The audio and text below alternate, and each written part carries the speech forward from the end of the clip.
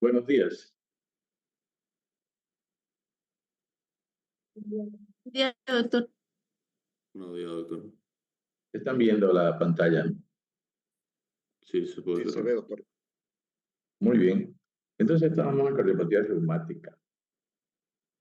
Y la cardiopatía ya como una patología propia del corazón, por causa de la fiebre reumática, va a producir un trastorno principalmente como secuela crónica a nivel de las válvulas.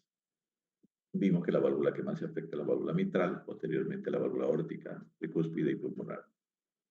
Y esta afectación está dada por dos circunstancias. Una, la estenosis, y otra, la insuficiencia. La estenosis es disminución del orificio valvular. La insuficiencia es mantener abierta o semiabierta la válvula. La afección tricuspidia se desarrolla generalmente cuando hay también lesión mitral, pero excepcionalmente, aparentemente, se han encontrado casos donde solo se afecta la tricuspidia.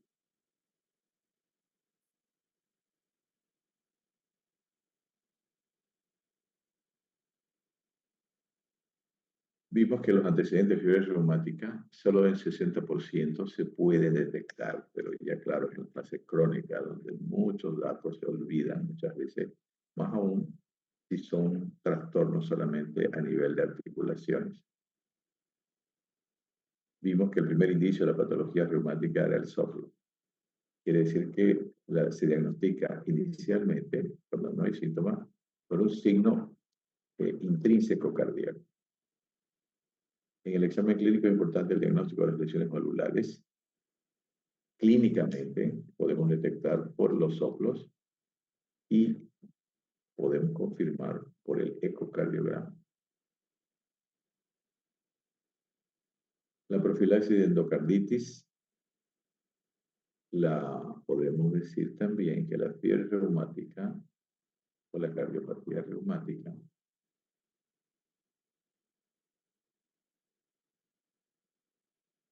da lugar a que la válvula esté predispuesta a infectarse por otras bacterias. Entonces, eso va a generar, aparte de la fiebre reumática, de la lesión reumática, va a generar una endocarditis bacteriana generalmente, porque puede ser a hongos también. La endocarditis bacteriana, para evitar endocarditis bacterianas en algunos procedimientos se debe hacer profilaxis con antibióticos. Ejemplo, antes de extracciones dentarias, en procedimientos urológicos y quirúrgicos, donde haya necesidad de realizar procedimientos en orificios naturales y en abdomen, donde haya posibilidad de tener una infección previa. En la enfermedad valvular mitral, identificar el inicio de la FA para anticoagulación. Esto quiere decir, ya como una consecuencia, por ejemplo, de la estenosis mitral o de la insuficiencia, de que la aurícula izquierda, así como la hipertensión arterial que produce una miocardiopatía hipertrófica, va a producir aumento del tamaño de la aurícula izquierda. Y el aumento del tamaño de la aurícula izquierda va a generar arritmia. Y esta arritmia frecuentemente es la fibrilación auricular, que trae como consecuencia posibilidad de émbolos. Y eso también puede producir accidentes vasculares cerebrales isquémicos. Es una secuencia de problemas de salud que trae la fiebre reumática, la cardiopatía reumática, las sobrecargas ventriculares o auriculares y los trastornos cerebrales generalmente por embolias cerebrales. Entonces,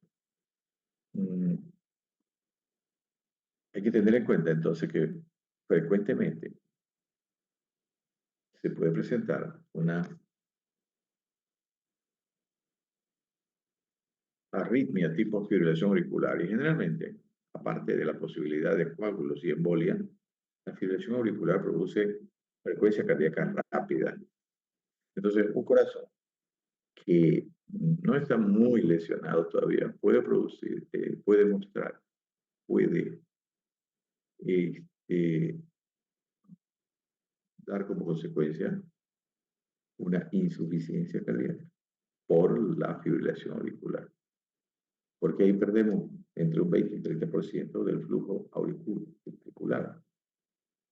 Y además la frecuencia cardíaca rápida va a disminuir la fuerza de contracción. Mejor dicho, va a aumentar, va a disminuir la diástole.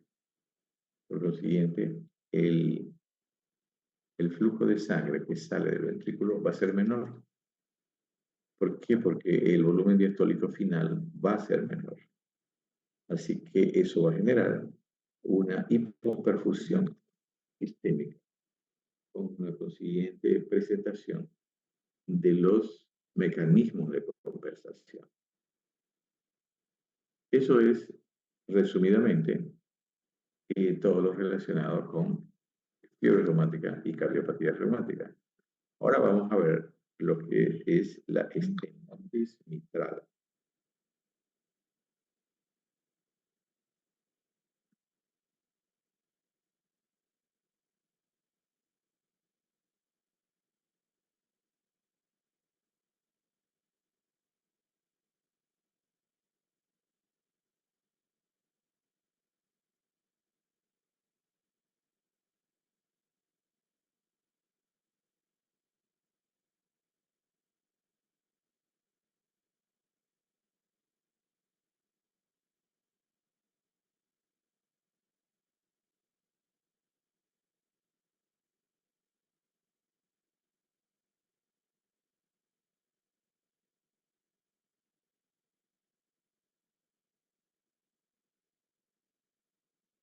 Muy bien, si me escuchan y si ven la pantalla, me avisan. Vamos a entrar a las valvulopatías. Valvulopatías son lesiones de las válvulas del corazón. En este caso, teniendo como causa principal un proceso inflamatorio relacionado con la infección estreptocócica y que se denomina fiebre reumática.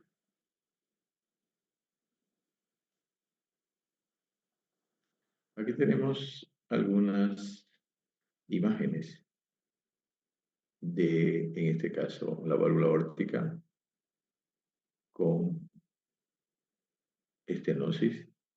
Hay una fusión de estas comisuras, válvula mitral con lesiones inflamatorias y aquí también algo de pericarditis.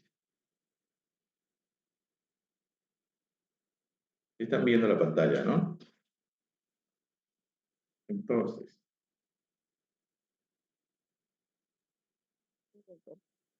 ¿sí?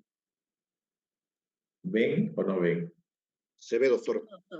Bueno, muy bien. Entonces vamos a entrar ya directamente a las lesiones valvulares. ¿Qué ocasionan las lesiones valvulares en la dinámica del corazón? En las repercusiones anatómicas que puede dar y las repercusiones fisiopatológicas que dan las valvulopatías.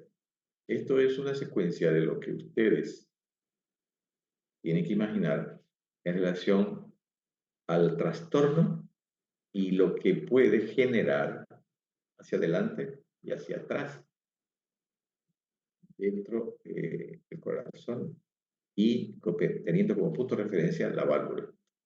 Vamos a hablar de la válvula mitral. Entonces, todos saben que la válvula mitral está entre la aurícula izquierda y el ventrículo izquierdo.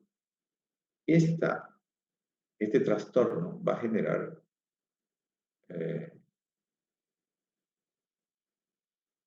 modificaciones en la estructura del corazón, de forma anatómica y de manera funcional. Entonces, las lesiones valvulares reumáticas predominan en el corazón izquierdo, en el derecho suelen ser con una generalidad. ¿Qué quiere decir esto? Quiere decir que cuando nosotros auscultamos un corazón, más aún si es de una persona ya por encima de los 18 o 20 años, lo más probable es que sea un trastorno adquirido y no congénito, aunque puede haber todavía esa posibilidad. En niños menores, lo más probable es que haya un trastorno congénito y no adquirido. Pero aparte de eso, en el lado izquierdo generalmente los trastornos son adquiridos. En el lado derecho generalmente son más congénitos. Hablo del corazón. La válvula mitral se afecta en un 85% de los casos. Perdón, estamos repitiendo aquí los porcentajes de afectación. Aquí una imagen también de válvula aórtica, mitral y aórtica. La lesión con frecuencia es mixta, como dijimos antes. Cuando hay un proceso inflamatorio, hay reparación, hay cicatrización, hay retracción de los tejidos y cambio del tipo de tejido a un tejido más blanco, tejido conectivo o conjuntivo, que ya no tiene la misma función de una válvula, ya no se mueve igual. Entonces, en esos casos, va a producir las consecuencias que vamos a ir viendo. En general, entonces va a haber estenosis e insuficiencia al mismo tiempo, con predominio de alguna. También es importante señalar de que no siempre la lesión solamente va a ser valvular mitral, sino puede ser mixta, mejor dicho, puede ser bivalvular, mitral y aórtica.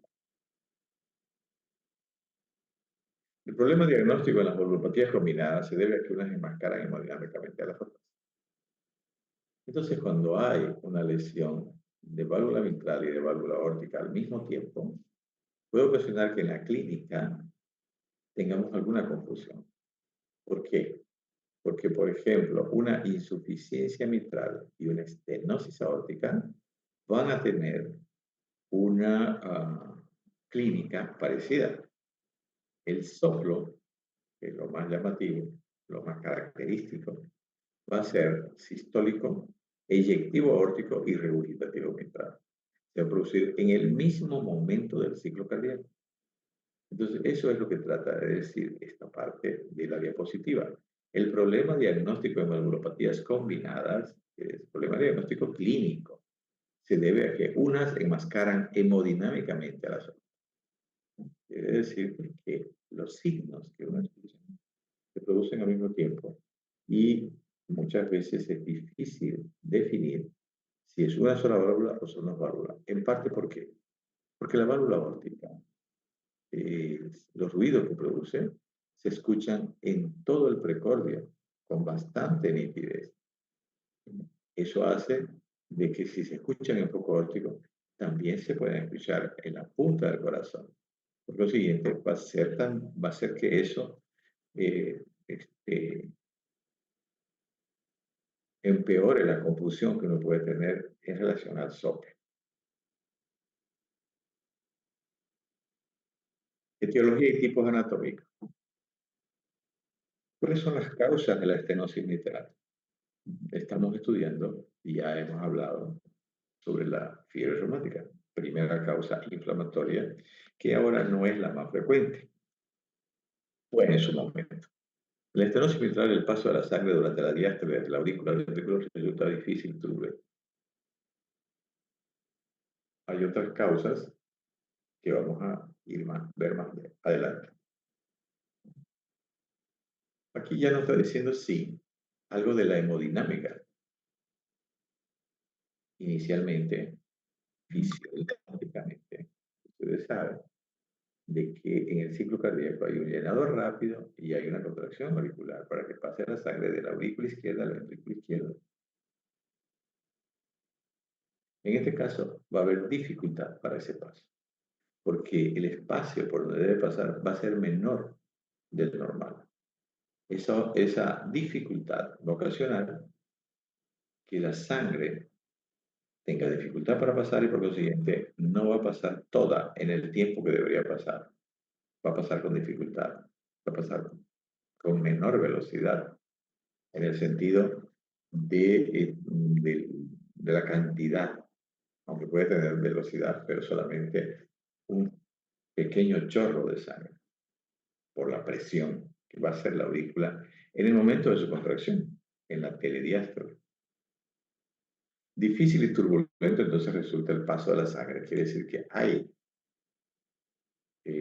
parte de la sangre que va y choca con parte de esa válvula que está semicerrada y vuelve, choca con otra sangre que viene y hace realmente una corriente donde hay flujos totalmente contrarios al paso normal.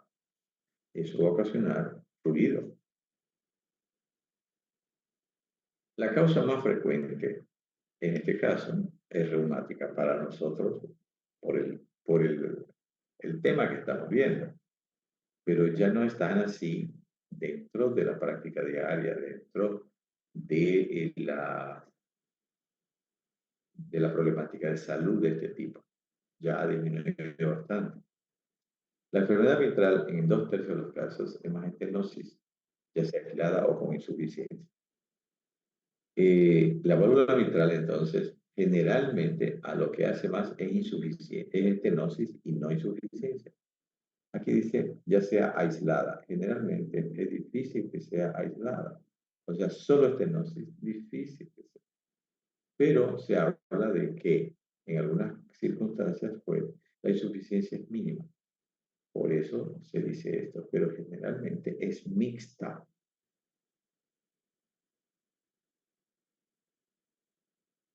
En 1/3 de casos predomina insuficiencia y casi siempre con algo de estenosis. Frecuente la combinación con valvulopatía reumática aórtica, como ya vemos. En la estenosis mitral, ambas valvas están unidas por las comisuras, dejando un pequeño orificio central. Entonces, ¿cómo se estenosa la válvula? Se van a unir por procesos inflamatorios, fibrina, luego cicatrización, las comisuras de las válvulas. La válvula mitral tiene 2 valvas. Entonces se van a unir, se van a pegar esas válvulas, esas valvas, y solamente van a dejar al medio o al centro un orificio que cada vez va a ser más pequeño, dependiendo de la evolución de la enfermedad. Aunque no haya nuevos ataques de fiebre reumática, el orificio se va haciendo más pequeño por un proceso de cicatrización progresivo y por el permanente choque de la sangre y estímulo para que ese proceso continúe.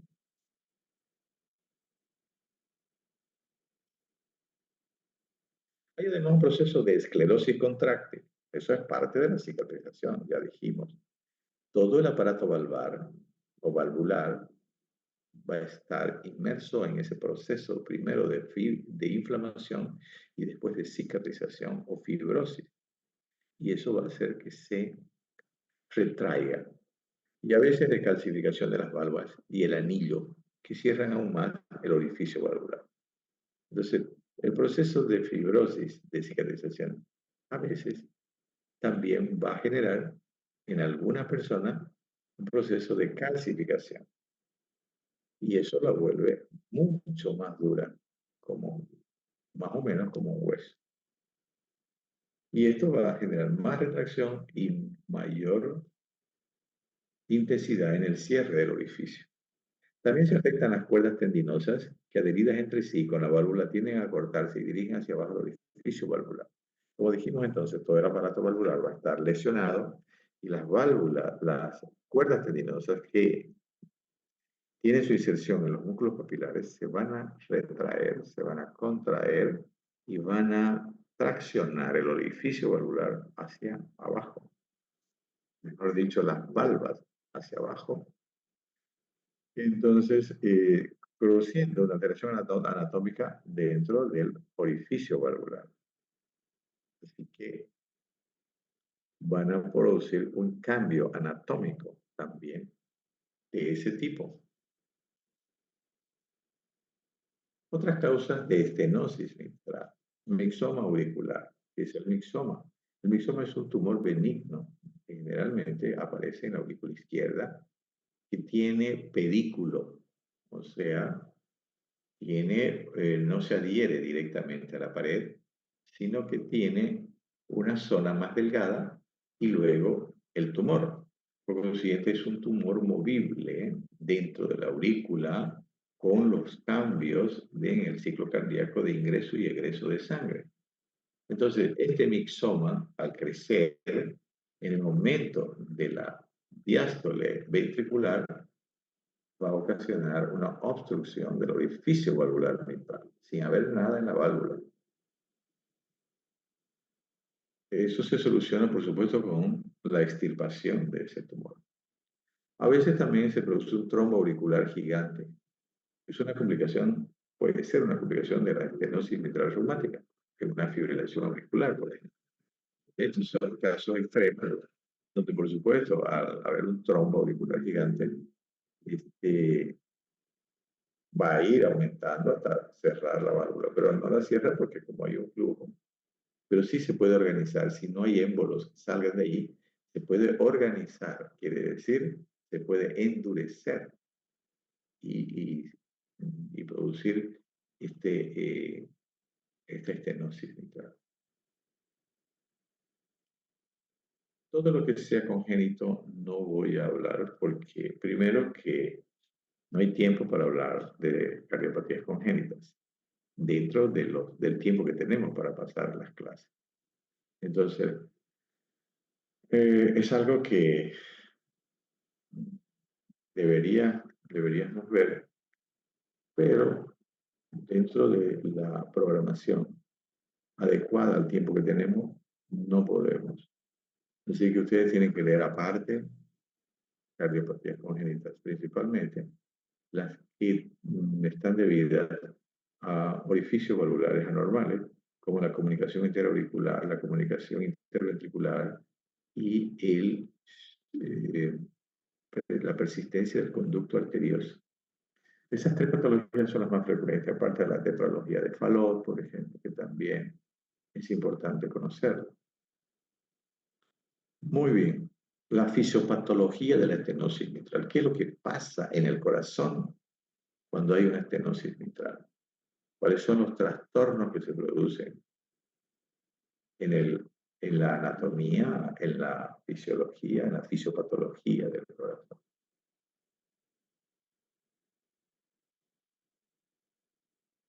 Área mitral normal, 4 a 6 centímetros cuadrados. Ese es el área normal de la válvula para que pase la sangre en la diástole ventricular.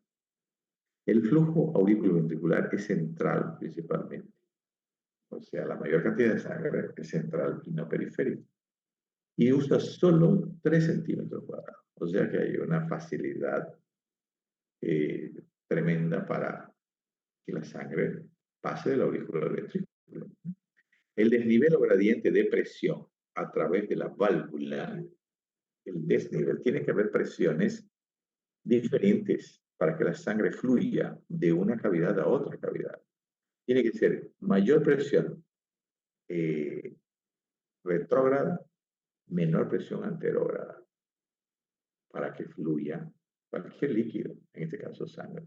Porque si la presión anterógrada es mayor que la presión retrógrada, no va a ser posible que la sangre fluya hacia adelante. Más bien va a regurgitar.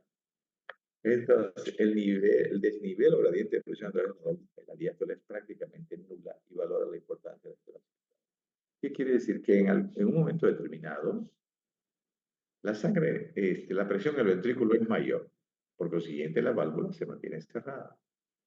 Y llega un momento en que aumenta tanto la presión en la aurícula y disminuye en el ventrículo que está expulsando sangre, que las presiones se hacen iguales, aurícula y ventrículo. De ahí para adelante, la presión en la aurícula sigue aumentando y abre la válvula. Todo es cuestión de volúmenes y presiones. Abre la válvula y la presión en el ventrículo es menor que en la aurícula. Por consiguiente, la sangre va a pasar de un lugar donde hay mayor presión a un lugar donde hay menor presión. Y ese es el flujo auricular. Claro, inicialmente en el llenado rápido y posteriormente con la contracción auricular.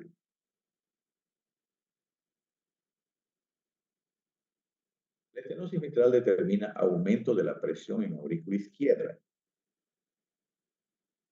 Esto ya es una patología donde hay una obstrucción al paso de la sangre en la válvula mitral. Aumenta la presión en la aurícula izquierda.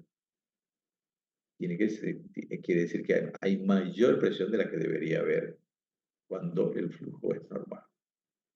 Esto hace que la aurícula izquierda se dilate.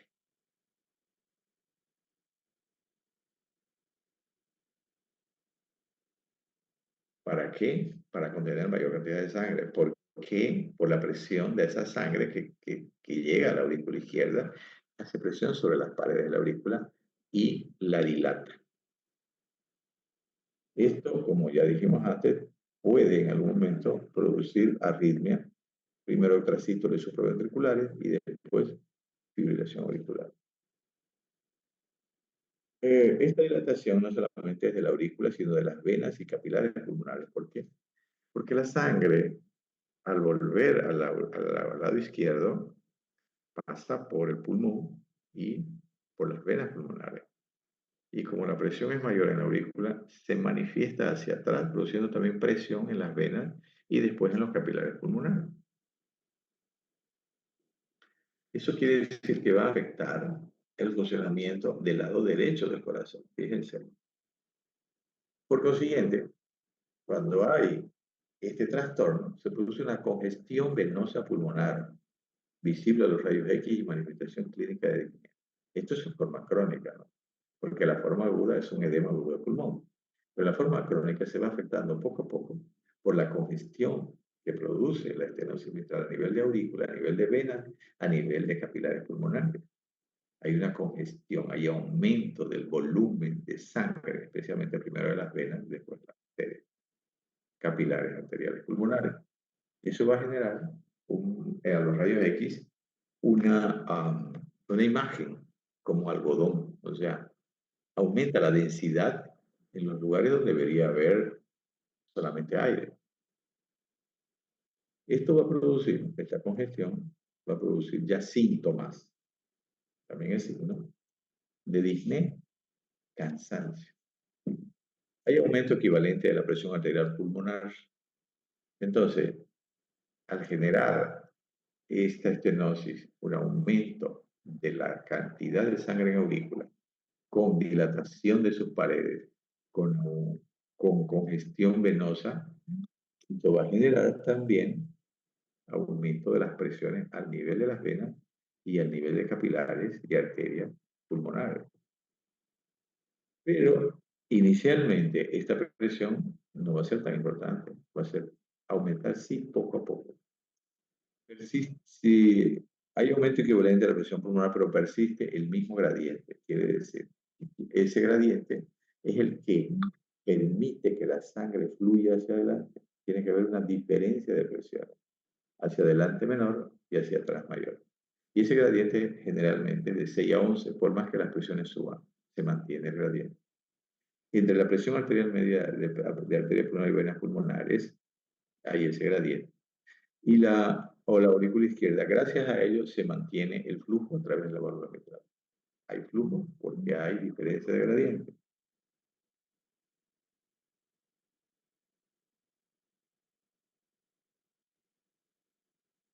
Seguimos con la fisiopatología, siendo en último término el ventrículo derecho con su presión sistólica igual a la de la arteria pulmonar, el que realiza el verdadero trabajo, tendencia a la hipertrofia ventricular derecha. Entonces, esta secuencia del trastorno con aumento de volumen y aumento de la presión en aurícula, venas, capilares y arteria pulmonar al final, repercute sobre el lado derecho del corazón. El ventrículo derecho ya va a tener dificultad para expulsar la sangre hacia el pulmón, para hacer llegar esa sangre al pulmón. Por consiguiente, ese ventrículo va a tener una sobrecarga de presión. Esa sobrecarga de presión va a generar hipertrofia del ventrículo derecho para poder cumplir con esa función. Es como si fuera una hipertensión arterial sistémica en el lado izquierdo.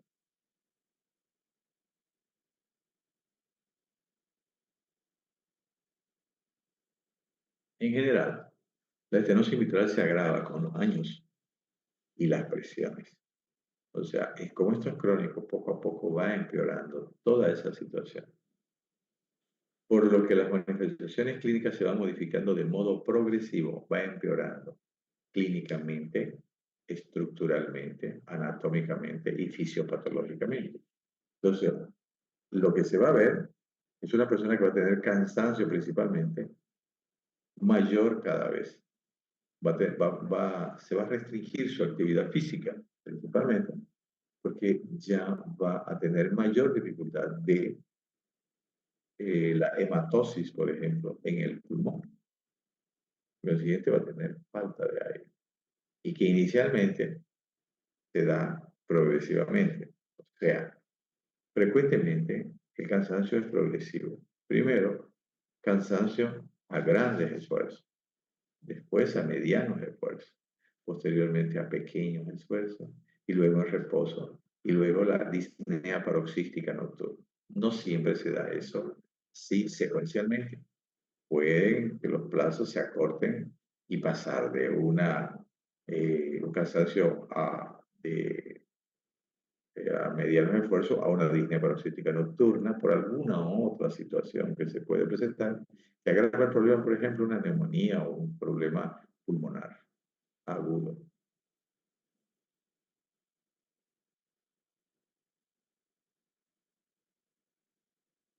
Así tenemos que todo este proceso crónico se lo divide en tres fases, que no son, por supuesto, fases donde termina y luego comienza la otra, sino que son fases que se han tomado las características clínicas de una etapa y luego de la otra con mayor intensidad y la siguiente con mayor intensidad, para tratar de entender mejor esa fisiopatología.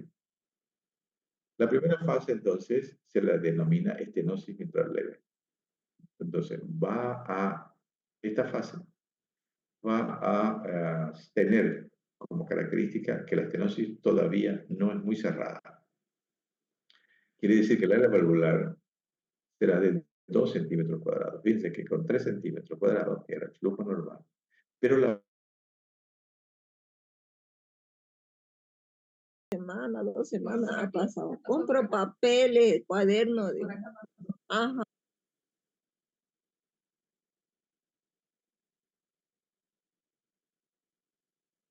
Muy bien, estamos de nuevo.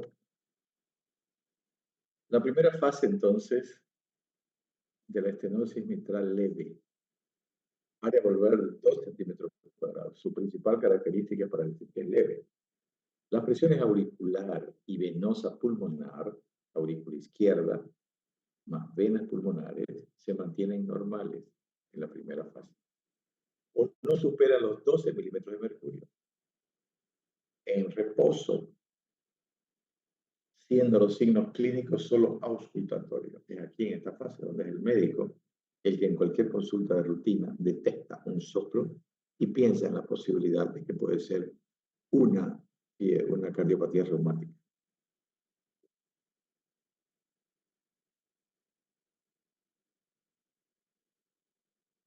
Segunda fase. Están viendo, ¿no?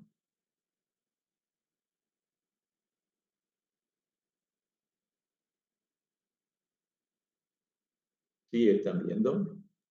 ¿O no? Sí, doctor. ¿Cómo?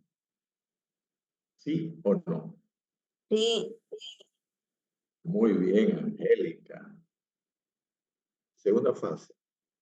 Estenosis moderada. Área valvular de 1.5, disminuyó 0.5 el área. Las presiones auricular y venosa pulmonar en reposo suelen estar ligeramente aumentadas en reposo, más o menos 15 milímetros de mercurio. Pero se exageran con el ejercicio físico. es el ejercicio físico en la estenosis mitral, especialmente moderada, es un gran problema. Aquí tenemos algunas imágenes que muestran algo relacionado con la congestión venosa pulmonar, que después se hace arterial. En esta imagen, que es de Netter, vemos los pulmones totalmente congestionados de sangre. Vemos una aurícula izquierda agrandada. Incluso los bronquios primarios están horizontalizados. En esta otra imagen vemos el esófago como es empujado hacia atrás por la aurícula izquierda agrandada. Acá, para ver la relación de una circulación normal con una hipertensión pulmonar. Inicialmente, ventrículo izquierdo, su pared, la válvula mitral, aorta, venas pulmonares izquierda, venas pulmonares derecha. O sea, ¿qué quiere decir? Estas venas son 4 que llegan a la aurícula izquierda, ¿no? Pero aquí está de esa manera. Y el corazón derecho con el ventrículo derecho, con la válvula tricúspide, la aurícula derecha. Esta de aquí es arteria pulmonar. Estas son venas pulmonares que son 4, 1, 2, 3 y 4. Esta es la arteria pulmonar que lleva la sangre. ¿Por qué azul? Porque sangre no oxigenada. Entonces, estos son los alveolos donde se produce el intercambio gaseoso.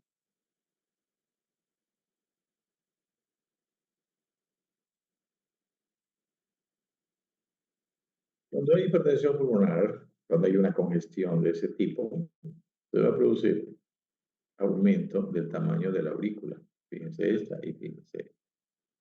Hay una estenosis inicial. Aquí comienza todo el problema. Estenosis valvular, que no deja pasar la sangre de manera fisiológica. Este es el ventrículo izquierdo que no cambia, no se modifica. Luego tenemos el ventrículo derecho que sí se modifica. Esta pared se vuelve más gruesa, hipertrofia. Inicialmente todavía no se dilata la aurícula derecha, pero sí ya hay trastornos a nivel de la arteria pulmonar, dilatada y con lesiones de la pared, fibrosas o necróticas, por esa hipertensión pulmonar.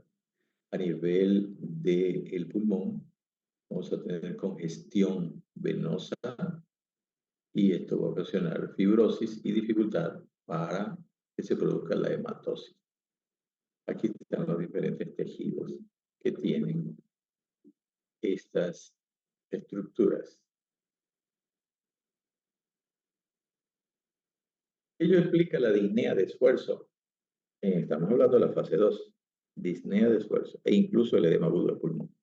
Cuando la presión venosa supera la presión oncótica del plasma, de 25 a 35, se dice 30, se produce transudación a través de los capilares pulmonares. Igual, edema agudo del pulmón. Acuérdese de presión hidrostática y presión versus presión oncótica. Tercera fase, estenosis cerrada.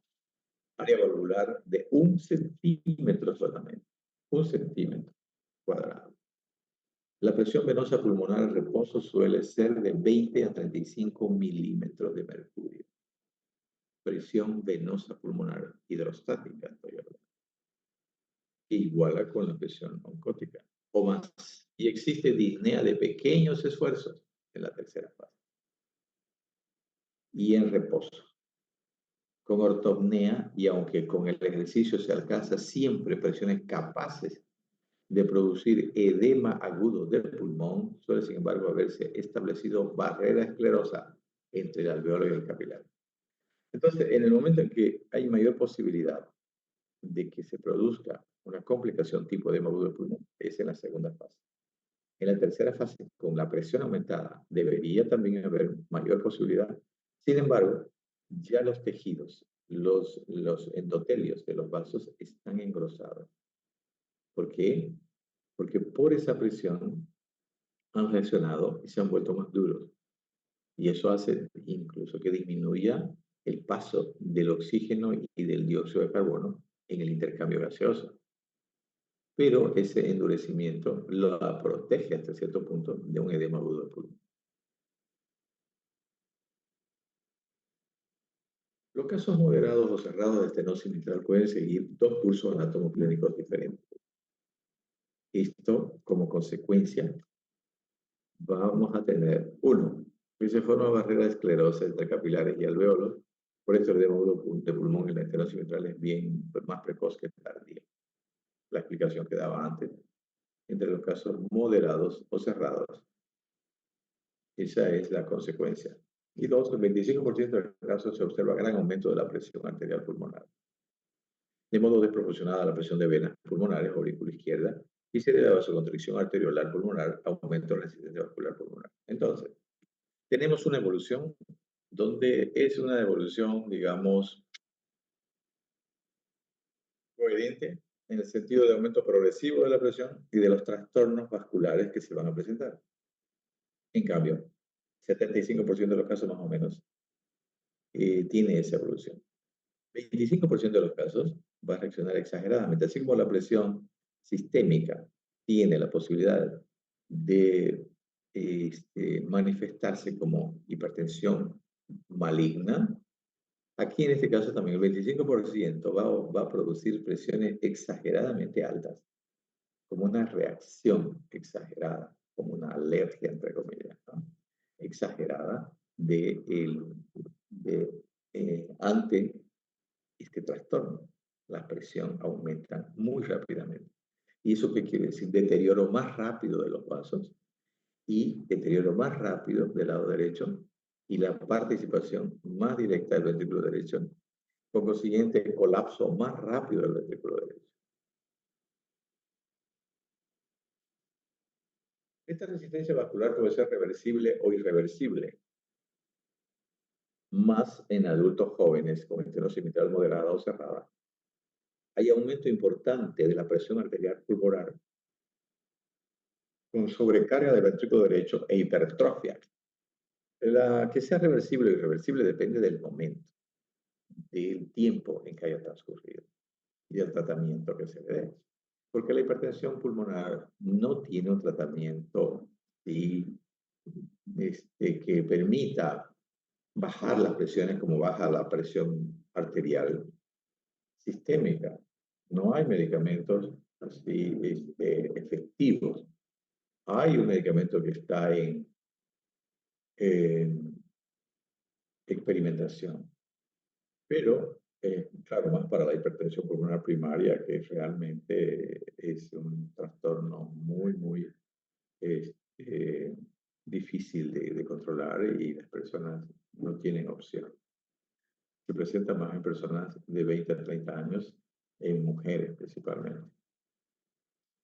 Y hacen que el corazón derecho realmente llegue a una etapa muy problemática. Y por lo siguiente, el izquierdo, que aunque no se afecta tanto, pero tiene hipoflux.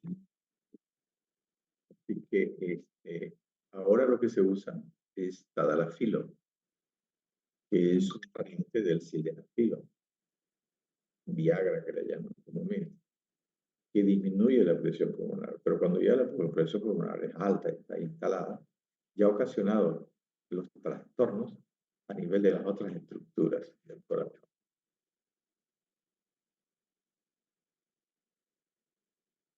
Cuando la presión arterial pulmonar llega a 50 milímetros de mercurio o más, se presenta la insuficiencia cardíaca derecha. O sea, a medida que va aumentando la presión, ese ventrículo derecho se va afectando cada vez más, hasta llegar a colapsar. Y el colapso es cuando entra en insuficiencia cardíaca. Con disminución del gasto cardíaco, o sea, del flujo que hace que llegue esta sangre al pulmón.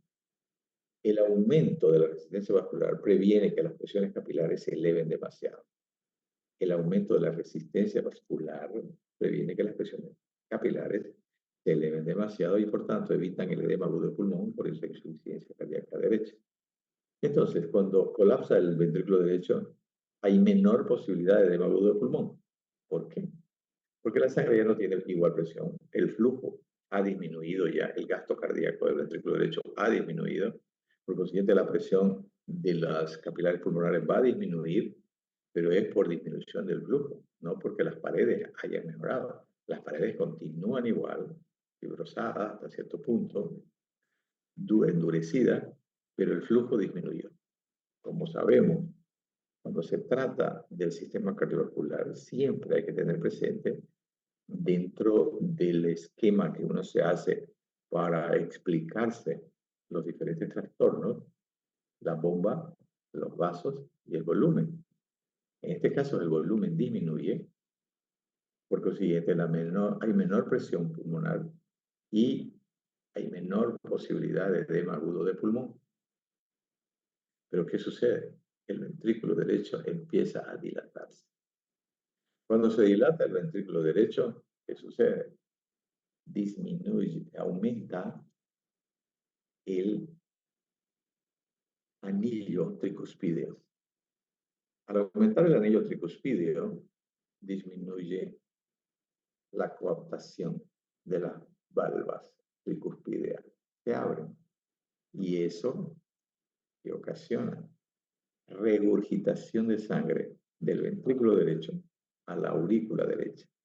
Y en ese momento entra o llega a observarse los trastornos a nivel del sistema venoso periférico.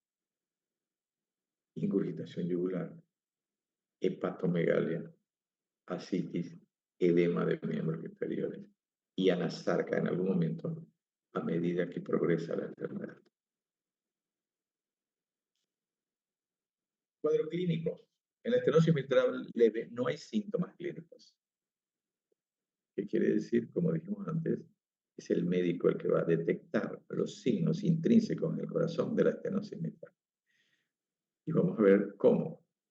En la estenosis mitral moderada, generalmente 10 a 20 años de brote inicial. Esa es la evolución más frecuente que tiene la estenosis mitral hasta llegar a esa etapa final donde el corazón realmente está muy, muy deteriorado. 20 años de brote inicial de fiebre reumática puede presentarse disnea de esfuerzo. A veces se inicia con edema agudo de pulmón por esfuerzo físico o fibrilación auricular con respuesta alta, ventricular alta. Entonces, en la estenosis mitral moderada, ya hay síntomas, 10 a 20 años después del brote inicial, se presenta como disnea, como primer síntoma, la disnea. Y puede que ya la primera manifestación, que es gravísima, sea el edema agudo de pulmón. Y generalmente esto se va a presentar porque la persona no siente casi nada, son jóvenes, va a hacer un esfuerzo. Al hacer esfuerzo, ahí sí, la presión pulmonar va a aumentar muchísimo y se puede producir el edema agudo de pulmón. Gravísimo, con letalidad muy importante. O en la fibrilación auricular también, donde va a disminuir el tiempo de diástole y va a aumentar la presión arterial pulmonar. En estenosis mitral importante o cerrada, después de más de 10 años del comienzo de los síntomas, hay disnea a esfuerzos mínimos y hasta en reposo. Frecuente ortopnea nocturna y disnea paroxística nocturna. Aparece edema de miembros inferiores. O sea, aumentan los síntomas y los signos de insuficiencia cardíaca provocada por la estenosis mitral dentro de esa secuencia progresiva de deterioro de la función cardíaca y de la anatomía cardíaca, con un gran trastorno de la hemodinámica, vamos a tener al final esta sintomatología. Exploración física. A la infección, solo en la estenosis mitral grave En la insuficiencia cardíaca derecha, con disminución del gasto cardíaco, vamos a observar síntomas, mejor dicho, signos. Frialdad cutánea y cianosis periférica. Signos graves, por supuesto, ¿no? Porque disnea vamos a observar desde la segunda fase a la inspección. ¿Por qué vamos a observar? Porque la disnea es signo y es síntoma. Entonces la persona puede tener, se puede observar la disnea. Frialdad cutánea y cianosis periférica vamos a tener. Y la estenosis mitral grave. En la cara puede haber una coloración rojo-azulada. Trastornos ya. Y nos hacen ver de que hay mayor cantidad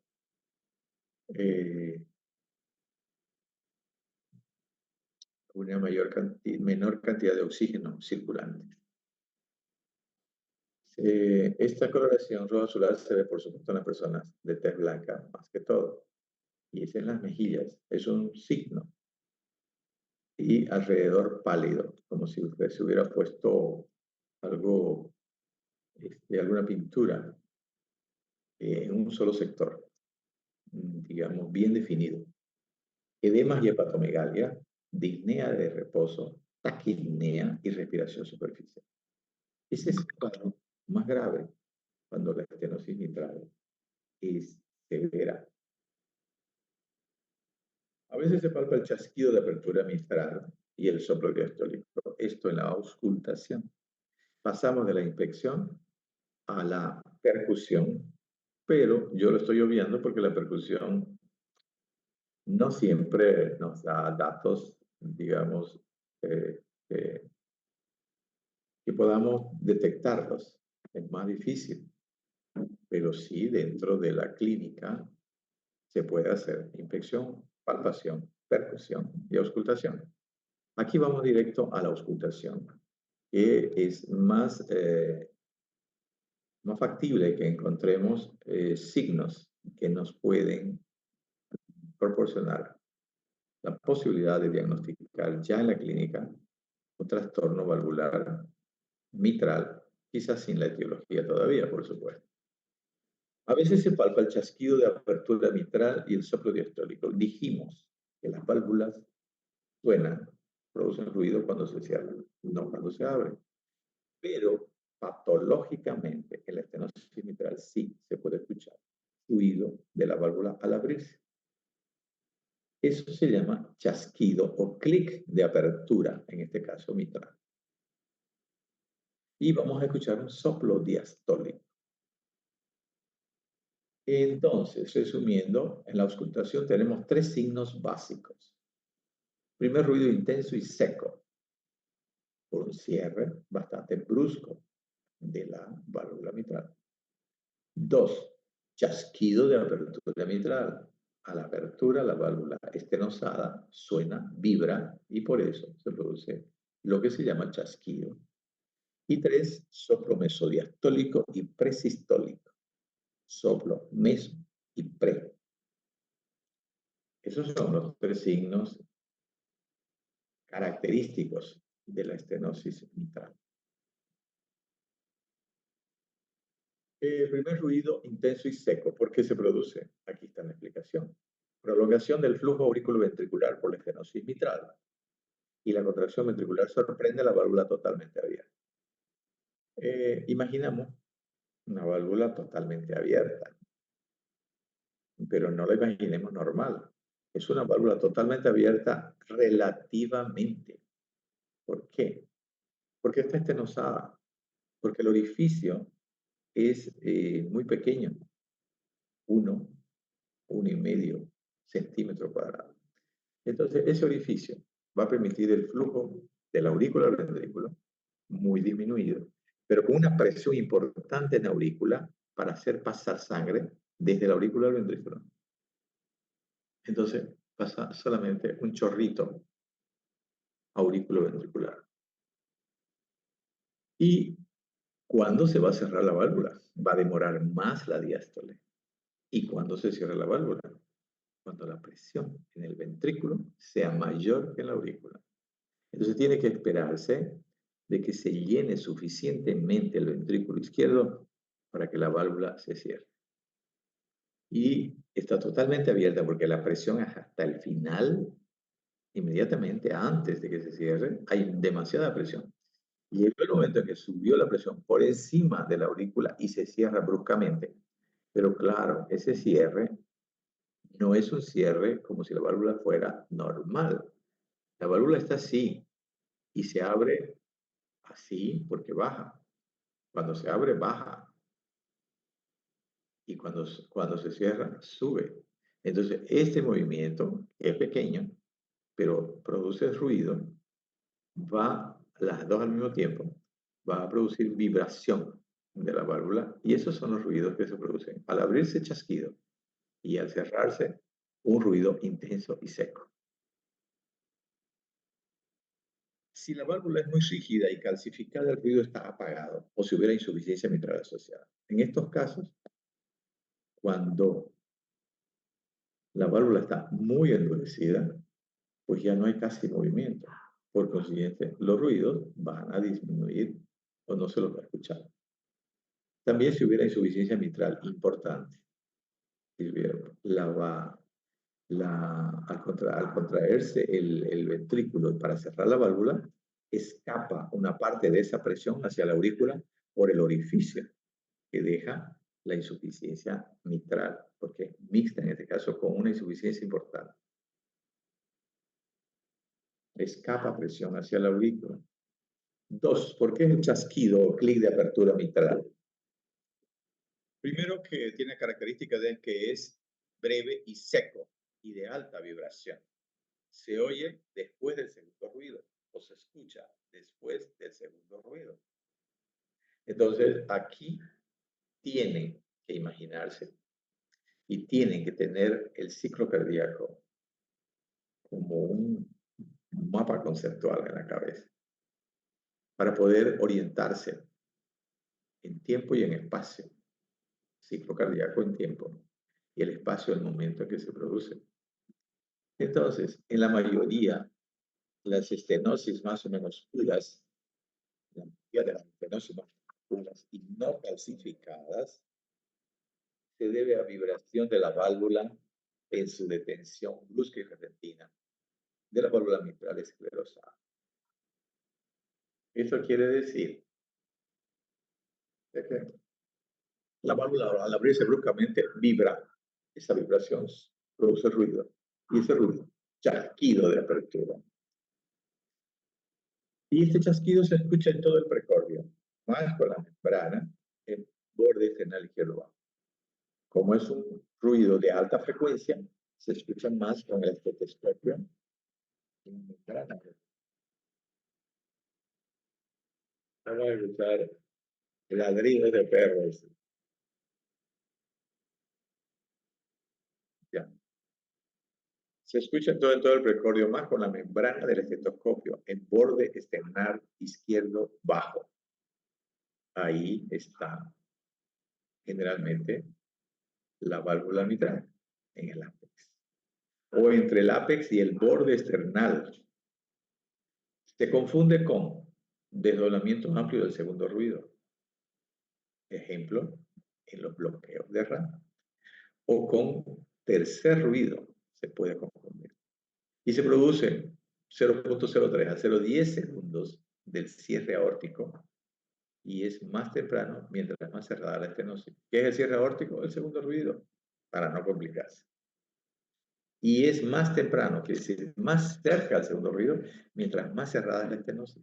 Más presión en el ventrículo para cerrar más rápido. Por la presión auricular elevada que abre la válvula de forma precoz. En este caso, es el chasquido. Yo estaba hablando del cierre. El chasquido, entonces, mientras más presión en auricular, mayor vibración. Mientras más cerrada, mayor vibración hacia abajo. Cuando tiene capacidad todavía de moverse. Porque si está fibrosada o calcificada, no va a haber chasquido de apertura porque no va a haber movimiento. El ruido se produce por el movimiento y la vibración del tejido. ¿Cuándo no hay chasquido de apertura? En la estenosis mitral clasificada, como ya dijimos. En la estenosis mitral muy leve, en la primera fase no hay chasquido. y si coexiste insuficiencia aórtica importante. Ahí ya hay una patología extra en otra válvula. Insuficiencia aórtica importante. ¿Por qué? Ahí hay que recordar los volúmenes. Si hay insuficiencia aórtica, en el momento que está pasando sangre de la aurícula al ventrículo, en la diástole, va a regurgitar sangre de la aorta al ventrículo. Por consiguiente, la presión en el ventrículo va a aumentar más rápidamente que si no hubiera la insuficiencia aórtica. Por consiguiente, la sangre que entre de la aurícula al ventrículo va a ser menor cantidad, porque va a encontrar mucha presión en el ventrículo y la válvula se va a cerrar más rápido. En este caso, va a amortiguar, va a disminuir la posibilidad de que se abra rápidamente la aurícula, la válvula mitral, porque el aorta está con insuficiencia y al regurgitar sangre al ventrículo y aumentar esa presión en el ventrículo, le quita el espacio para abrirse. El espacio es una forma de decir, pero es la presión en el ventrículo que aumenta rápidamente y le disminuye ese movimiento que va a vibrar. O sea, se va a abrir con menor velocidad, por lo tanto no va a haber chasquidos. El soplo mesodiastólico, tercer elemento característico de la estenosis mitral. Cuando termine el tiempo del Zoom, se acaba la clase. Después, en la próxima clase, vamos a ver si hay preguntas. Soplo mesodiastólico comienza justo después del chasquido de apertura. Otra vez tiene que empezar a orientarse en el ciclo cardíaco. Es áspero y de muy baja frecuencia el soplo. ¿Con qué parte del estetoscopio se escucha? Ya ustedes saben. Recuerda el redoble de tambor y se oye en la punta y mejor en posición de pachón o después de ejercicio físico. Esas son las características del soplo mesodiastólico. Lo tienen que saber para poder detectarlo. Entonces, ¿cómo suena el redoble de tambor? Trunta, trunta, trunta, trunta, trunta, redoble. Ese es el redoble. Trunta, trunta, trunta, trunta. Esa es la onomatopeya del ruido de estenosis mitral. La intensidad del soplo tiene relación con el grado de estenosis. No tiene relación con el grado de estenosis, sí su duración. Entonces, se pensaba antes de que mientras un soplo más intenso, mayor era el cuadro clínico, más grave. Pero en este caso, en el caso de la estenosis, el problema no es la intensidad del soplo, sino la duración del soplo. ¿Por qué? Porque mientras más cerrado, va a demorar más en llenarse el ventrículo hasta el nivel de producir una presión importante como para cerrar la válvula y producir la contracción ventricular, la sístole ventricular. Entonces, lo que más importa en el soplo es la duración, no la intensidad. La estenosis mitral leve, tenemos un soplo corto, suave. Grave va hasta el segundo ruido grave, en el sentido, estamos hablando de la frecuencia, ¿no? O sea, de la forma del ruido